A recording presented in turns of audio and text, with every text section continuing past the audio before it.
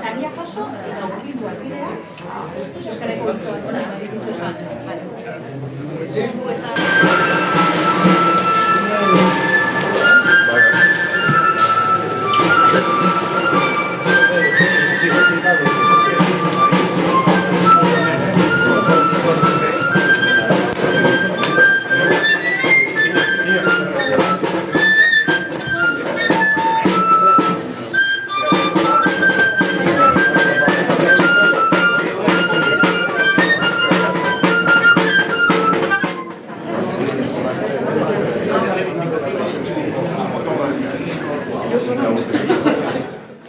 Además de su faceta de escultor, el Premio Chondorra 2016 es etnógrafo e historiador.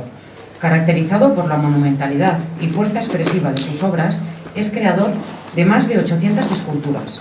Promotor del Museo de Etnografía situado en Arteta, que alberga más de 10.000 piezas que van desde el siglo XII al XX. Reconocido también en su faceta como historiador, investiga y se preocupa por el Reino de Navarra.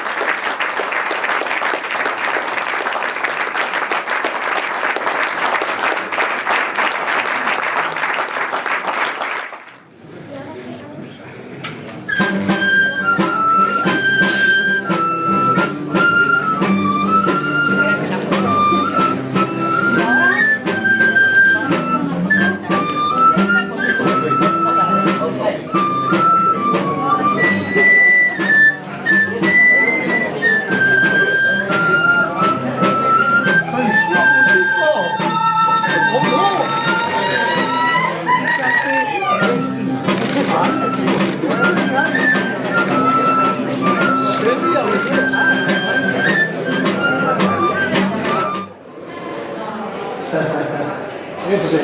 Qué bien, qué bien.